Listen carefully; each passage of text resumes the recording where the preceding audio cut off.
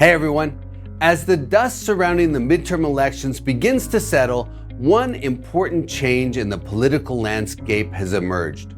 For the next 2 years, the US will have a divided Congress.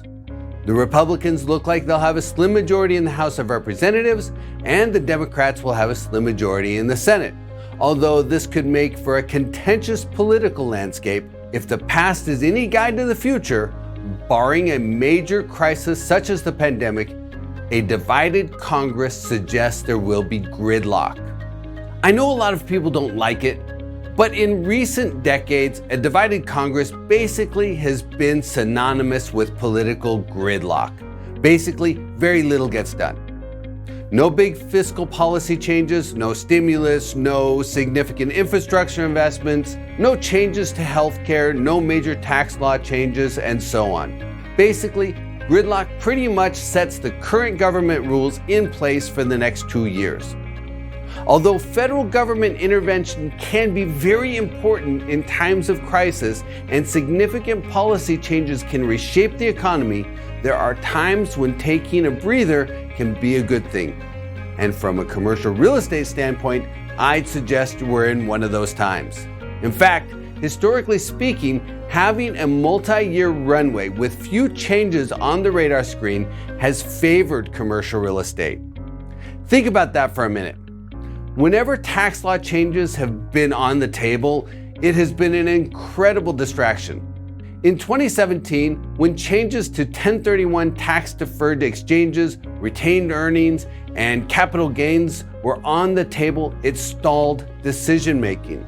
Regardless of whether new laws are beneficial for commercial real estate investors or not, potential changes are still a distraction and a variable that stalls investors out.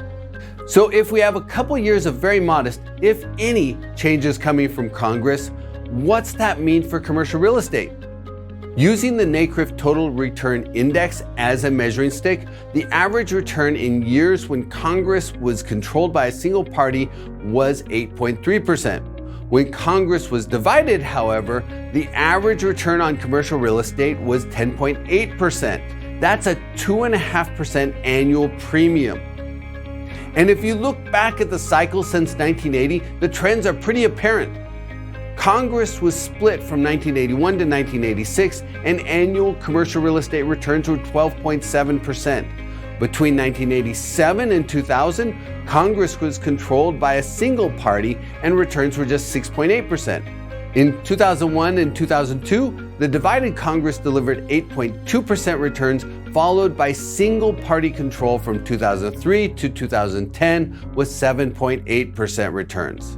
The trend continued with 12.4% returns from 2011 to 2014, followed by 9.3% returns from 2015 to 2018. And as I mentioned earlier, Congress was divided during the onset of COVID from 2019 to 2020. The returns fell to 4.7%, but that was followed by 14.2% returns in 2021 and 22. Of course, past performance does not guarantee future results. But if you believe that the split Congress of the next 2 years will result in gridlock, then you pretty much have 2 years where the rules are unlikely to change.